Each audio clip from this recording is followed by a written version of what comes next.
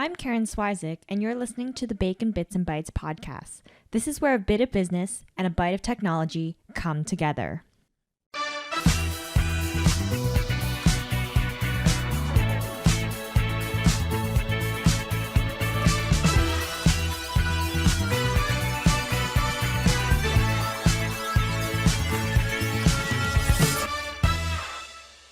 Hello, and welcome to another episode of the Bacon Bits and Bytes podcast. And today with me, I have Megan Ramwa. Megan Ramwa is a creative and results-oriented person. Her passion for storytelling and creating something bigger than herself has always been at the forefront of her career. She is currently building Sonder Toronto, a fashion tech company that encompasses a sustainable solution to the growing amount of textile waste affecting Canadian landfills. Welcome to the show, Megan. Hey, Karen. Thanks for having me. No problem. How are you doing today? I'm doing well. It's been like a really gorgeous day outside. Finally, we're getting some sunshine in Toronto. Yes. It's too bad we can't, it would be nice to if we do an in-person recording on like a patio. I know. That's like super ideal. All right. So let's get into the story because I always love hearing about the stories of how people started their business. So if you could share with us Sonder's origin story. Yeah, so Sonder's origin story, so it has definitely evolved over time, but where it actually started from was from my personal experience as a student in school. So while I was completing my last year of my undergrad, I was studying business, and just as a regular student, you're going to so many networking events, conferences, you're trying to like meet the right people and networking constantly. And I was going to a case competition, and the last day of the competition, there was an award ceremony. And for that, you actually needed a more dressier attire. So I said, okay, where can I get an outfit for this 3-hour event that's higher than my normal budget? And with that idea, I started looking at rental companies within Toronto, and I couldn't find anything that was actually at an affordable price for young students and young professionals. And most of the dresses and outfits I found online were more catered toward weddings or people who have a much higher budget. So I said, this is a little silly. You would think something like this existed. Mm-hmm. And that's where the actual, the original idea was born. Mm-hmm. Yeah, and that's how I find out usually business gets started is really basically you want to create a business because you're looking to solve a problem, and your business ends up being that solution. Yeah, exactly. And then it just kind of grew organically because I found when I started doing research into this business and looking at different business models, I found that there was actually a huge sustainability issue where people who weren't reusing or recycling their clothing properly were ending up in the landfills every year. And in Ontario alone, it's about 500,000 tons of textile waste is going into these landfills. It's kind of pretty cool to try to solve a problem for yourself and others who might be facing this, but also tackling an environmental issue at the same time. So that's where it's currently grown and become. And I'm pretty happy with that. Have you found that you've changed your business over time to meet the needs of your consumers or other interested parties? Yeah, definitely. I think when I first started, whenever you try to solve a problem born from your own personal experience or problem, you're solving for yourself and you're solving for your friends around you. But that's not really a sustainable business long term. Because of that, we found, my team and I found that it first kind of grew from this idea of creating this women empowerment group, connecting the inspirational with the aspirational, and looking at that segment of the market. But now, currently, what we're hoping to launch this year is including men as a part of our business model. And we found that a lot of businesses who are doing rental outfits are not targeting that market. And we want to talk about diversity. We want to talk about inclusivity. And that's a huge range. And we should be including men into this market. So we've definitely pivoted onto that side. And we're going to be introducing that hopefully very soon. Oh, that's really interesting. Yeah. And I'm sure, a lot of guys, obviously, they end up going to networking events and have a lot of business meetings. And I'm sure, it would be great if it was one less thing for them to worry about, right? They have easy access to a wide variety of clothing. Exactly. Yeah. Awesome. So I know when we first met, and for those of you who don't know, we actually met on Instagram. And I swear, if you're not on Instagram or if you're not being active on Instagram, you really need to get on it because you meet so many amazing helping people. So when Megan and I had first connected, she was doing this on the side. And I know recently this year you had taken that gigantic leap to pursue Sonder full time. So yeah, just curious to know what that experience has been like, and what advice would you give to people who are still kind of hesitant to take that leap? Yeah, for sure. So it definitely was a scary experience. Not the experience itself was scary. It was a scary thought to actually jump into entrepreneurship full time. And I know from my experience prior to this decision, I used to hear of a lot of people who quit their jobs and said they're doing their business full time, even when their business wasn't fully functioning as yet. And I thought that was just a super scary thing to do. And I questioned, how are people sustaining themselves? How do they really find that passion and purpose to do this? And I had that thought for a very long time. And I think it becomes a certain point where it's the right time. And for me, I knew it was the right time when all I could do was think about my business full time. I knew that, if I took it by the full reins, I'd actually be able to accomplish a lot more than trying to do it at 8-9 o'clock at night when I'm super tired. And it's not an easy thing to do either, because I know a lot of people have very different priorities. So for me, in that sense, while I was leading up to this decision, I obviously looked at my finances first. And Right. I said, is this something that I can do full time and not pay myself that salary that I would expect every 2 weeks? And would I be able to still live in downtown Toronto? How would I upkeep my life? So that was a scary decision, because you don't know when you'll be able to pay yourself. How will you sustain that lifestyle? And so leading up to the decision, I had to really take a hard look at my financial situation and say, okay, if I do this full time, I need to save at least 6 months to a year's worth of my salary so that I could pursue this and still have enough money in the bank to not go broke. And as a young person and not having anybody else to take care of at this moment in my life, I knew that now was the time to do that.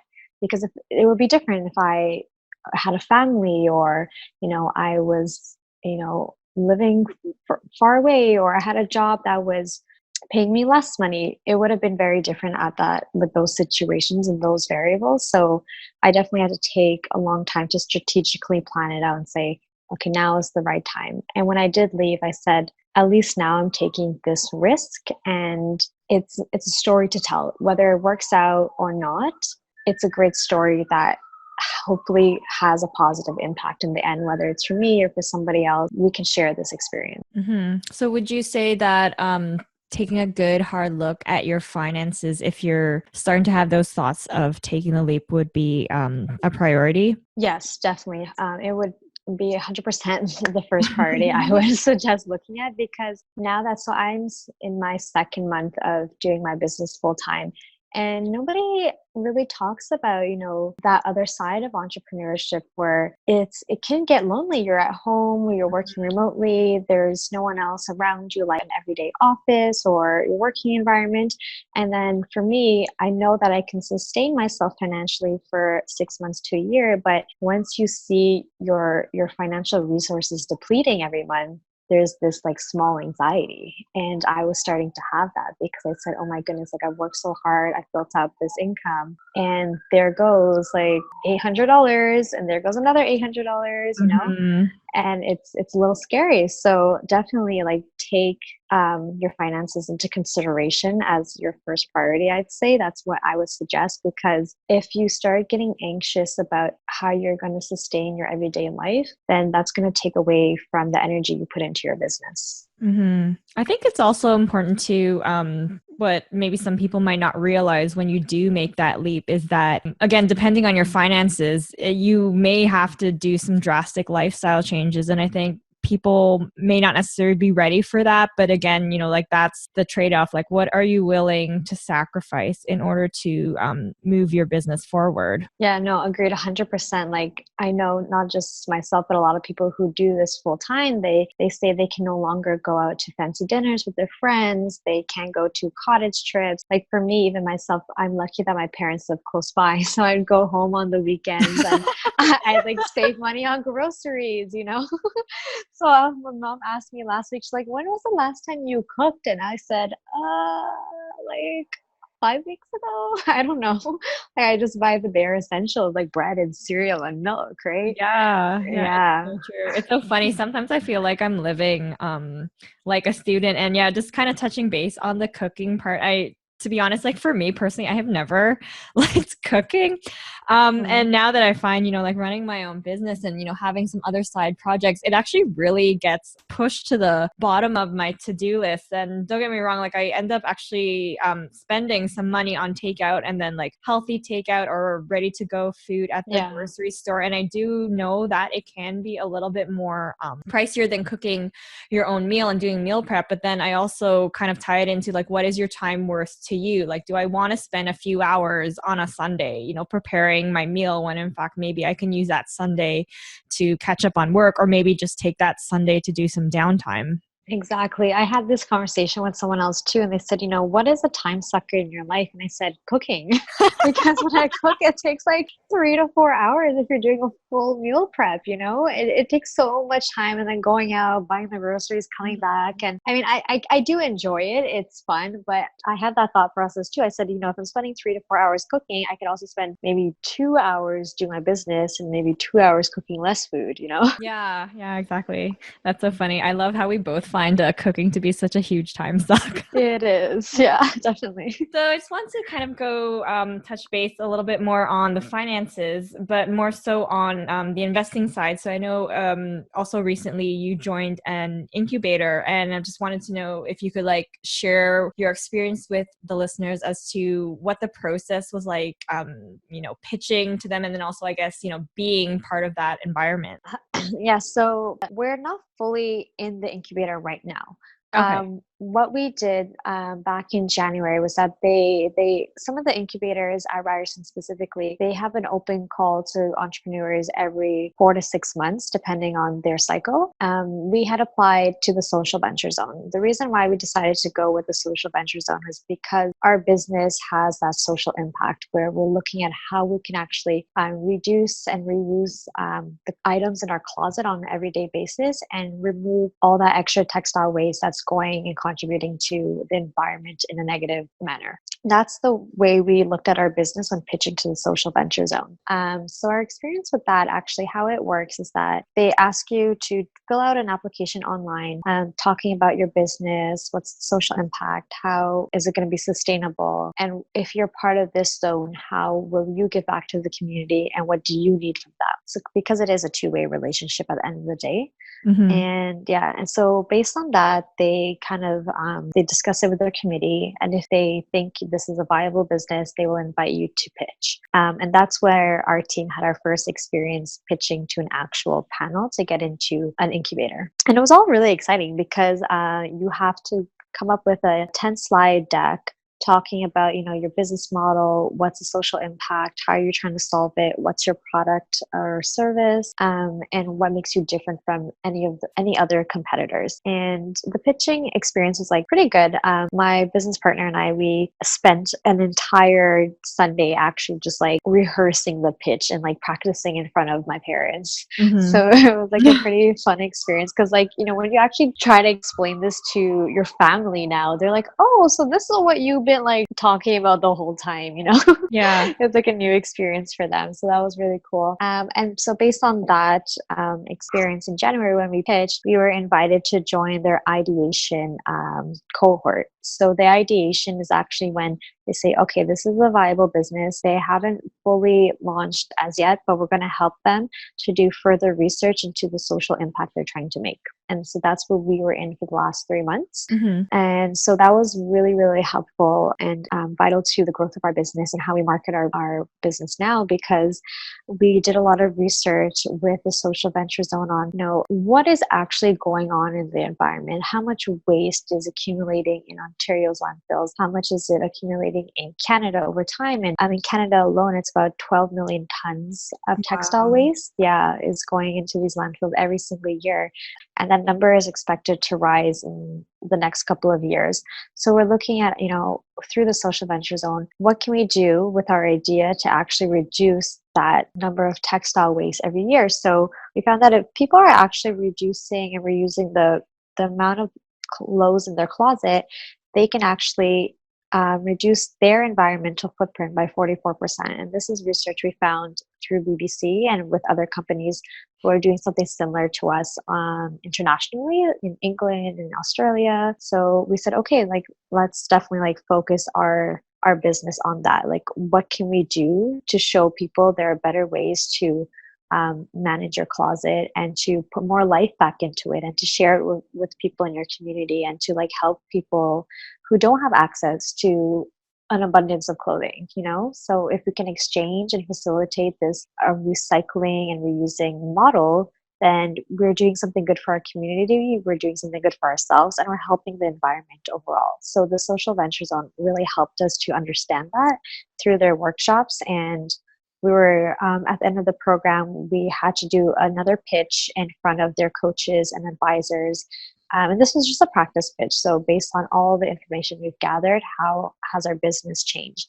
And that was really good because all the different coaches and advisors come from various backgrounds of social ventures. Mm-hmm. And they were able to, you know, give that insight and say, okay, like you've said this is a way you can do better. And you've also said this, well, someone is currently doing this and this is how you can incorporate it into your business. So that's like super great feedback. And I really like that the zones give that sense of community to everyone because, you know, you can only think in one certain way, but there's so many people with different ideas, and that diversity of thought is so helpful to improving your business over time. Mm-hmm. So I just want to touch base a little bit about the sheer amount of textile waste that's generated in Canada. And you had mentioned that it's only expected to increase even more over the years. Like, do you think like the idea of, or the concept of, you know, like fast fashion has something to do with it, or even fashion trends themselves, as, you know, they say it comes in cycles, or fashion will dictate, oh, this is in season, but now, you know, like this will be in season. So then people end up, you know, accumulating a lot more clothes in their closet than perhaps they really need. Yeah, no, definitely. The fast fashion industry is the huge contributor to this whole textile waste problem because people are consuming more, and because the way that clothing is made, it's not sustainable over time. So, for example, if you think of a fast fashion retailer, you can purchase a dress, for instance, for maybe like $14, and you wonder, now how can this retailer actually produce, ship, advertise, and all these different things, and then still sell the outfit for $14? And the truth is, they can't do that. In reality, like the cost of that outfit is not reflected in the price tag, but it's reflected in the overall impact we're making on the world. So whether it's a humanitarian issue or an environmental issue, that's where fast fashion impact really lies. And people, like, it's so easy to be part of these trends and to want to like look the best and to be a part of whatever trend is going on that season. But we're kind of like showing people like fast fashion will not stop. It'll still continue because they are multi-million-dollar businesses, right? They will still produce all these clothing, and they're very smart too because they know what's happening in the world. So they start to talk about, you know, how can we be more conscious in our clothing, and they talk about more sustainability campaigns. And yes, like to a certain extent, they're trying to market themselves better. But I know some stores who actually have those recycling boxes for used textiles. Only like less than 1%, I think it's like 0.1% of those items that you think are being recycled is actually being recycled. Oh, it's not. Yeah. That's interesting. Yes. Do you think that maybe people don't maybe take care of their clothes as well as they should? And they think, oh, well, I can just get, again, like another dress for $14. I think so. That's part of the problem. I mean, I obviously can't speak for everyone and how they maintain their clothing. Yeah.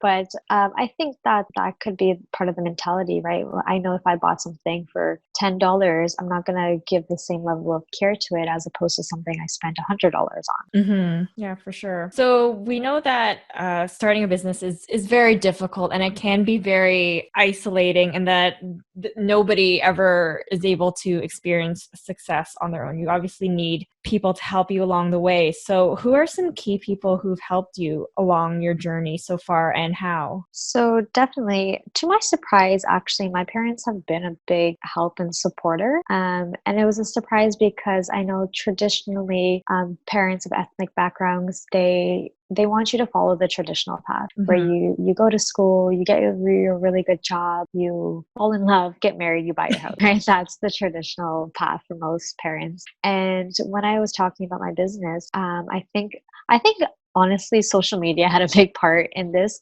because my dad, he joined Facebook and he started seeing all these videos about entrepreneurs and the story of Amazon.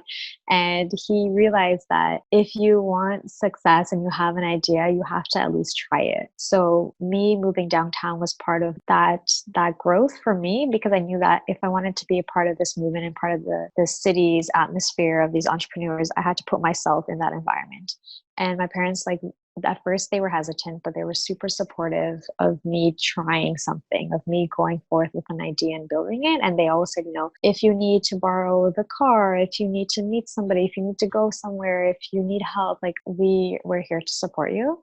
And so that I've always been really grateful for that. And then in just like in other terms, when I was working full time, there were a lot of people who I didn't expect to be supporters, but they came out and willingly offered help. And that's just been like a game changer in different areas of our business. Yeah, it's amazing like how helpful people are when you just tell them like, I'm doing this, and like how involved they want to be, right? I never would have guessed, but then yeah, like you said, you're really grateful. And I think that's amazing that, your parents are very supportive. And it's definitely important to have support from the people who are closest to you. I agree. So I know that you have launched an early adopters program, which I actually was part of and really loved. By the way, if you're looking for a beautiful jumpsuit, check out Sonder's website. So if you could just go into more detail about the program and what's it about, that'd be great. Yes. So the first, so the early adopters, the one that you're a part of, was just kind of like all testing, social media testing. I'm so like grateful that you had been a part of that, because it helped me realize that, just putting these ideas out there, people will see it and will want to be a part of it. So what Karen is referring to, I actually had put out a post of myself in a jumpsuit, and the theory was that, if somebody posts photos of themselves in their outfit, you can get an idea of, okay, this is their body type, this is the outfit. If it looks good on them and I have the same body type, then maybe it'll look like that on me. So we're trying to empower people to say, you don't need to shop based on one model size that you see on most websites right now. You're shopping for your body type. You're shopping for what works for you. And I put this test out and I said, okay, like, I'm renting out this jumpsuit for, however many days. And then Karen reached out and said, hey, I want to like rent this. And I was like, okay. Yeah. So like that was part of the early adopters, to see if people would want to do this, if they would join and rent, and like, what's the data we're collecting from there? Do they like it? Is it something they would use again? And then we had other women who had also enlisted their outfits. So I know Karen rented a few outfits aside from the jumpsuit, and I think they all like looked amazing on you. Oh, thank you. Yeah, I've been receiving a lot of great comments from that jumpsuit. It also makes me want like buy more jumpsuits. And it's funny because like for me, if for those of you who don't know, or maybe you do know, so in addition to like, not being very good at cooking or hating cooking, I'm actually feel like I'm not very good with fashion, which is why I commend, the social media influencers in fashion and the fashion blogs. Like, I'm that person who goes. So seeing Megan's photo on like wearing the jumpsuit, I thought like, oh yeah, I may look good in that. And it's funny because I had thought originally like, oh, I can't, rock a jumpsuit. I'm not like, I had these strange ideas like, I'm not stylish enough. Like, I can't do this. And yeah, lo and behold, like I tried on, it fit really well. And yeah, it ended up looking really good on me. So I'm very grateful for that experience, because it's actually opened my mind to being like more open to different types of clothing, and then also thinking to, oh, maybe I can also rock the and forgive me again because like my fashion IQ is very low, rocking the romper, is that what it's called, with the shorts? Yeah, the romper. Okay, yay. So yeah, it's really great. And yeah, and you're saying that applications you mentioned in the form that applications are going to be going out this summer? Yes. So we're starting a more formal early adopters program this summer. And how that's going to work, we're going to just do a call out for women who are living in downtown Toronto, because we want to be able to gather data quickly and efficiently. And we also have partnered with a bike courier company and a dry cleaning service based in the city. Yeah. So it'll be easier for the delivery, the pickup, and the dry clean. So we found that, obviously getting the item dry cleaned on your own is an extra step, and we want to make the process more seamless for the end user. So Dry Cleaners Toronto, who we partnered with, would actually pick up and drop off your clothing item along with the bike courier. So they would pick up and drop off. Really, you just need to be at your location at a specific time. So that's why we need to test it to ensure this infrastructure is going to work. And we've actually just brought on a tech lead for our team, and he's going to be building out the website and the service behind how this is going to function. So throughout the next 3 to 5 months, if you join the early adopters program, you'll be a part of this small exclusive group where you get access to the first set of clothing that's going to be available on the site. We also will give you membership perks where, you're not going to be paying for your first rentals. You're just slowly trying this out. And you'll be just kind of these honorable people who are part of Sonder for the first launch, which is going to take place at the end of 2019, hopefully. And we also would hope that those who are part of this program, you'll be giving us feedback. So while we're testing out the service, we want your feedback, because your feedback, if without you guys as the users, we have no business. So we're making it for you. You guys are the boss, right? So that's what we are doing for the summer months. Awesome. So then they can fill out the form on your website. So speaking of website, what is your website URL? It's sondertoronto.com. Okay. And if they wanted to check you out on social media, where could they find you? At sonder.toronto on Instagram. Awesome. So this is really great, talking about fashion and the technology behind it. Yeah, no, definitely. The tech part has been really interesting, because at first it was just myself trying to build it out, and I have no technology background. I was looking at creating a booking system where you kind of just go in, pick your outfit, and you book it for a certain amount of days. But now the technology part is so integral to how our business is going to work, because although it is at the core a peer-to-peer rental company, we're also looking to create a social media platform. Right. So where everyone who is a part of this company, this business, you can share your stories online. You read about different people, you connect with them, you talk about your experience with the outfit, because we believe through renting, every outfit is developing a new life of its own. It's telling a story. So if I rented, for example, the jumpsuit, I wore it to a networking event. Karen used it for a promo video. It's telling a story through every person, and we're hoping to create that community aspect on the site. So definitely creating your profiles is a big component. Yeah, that sounds so amazing. It reminds me of, I've never seen the movie, but I think the concept is similar. Is that movie, The Sisterhood of the Traveling Pants? Yeah, exactly. That's exactly how I think of it too. The Sisterhood of the Traveling Jumpsuit. So who knows how far that jumpsuit will go and what kind of additional unique experiences it will have. Exactly. That's the goal, the hope, the story we tell.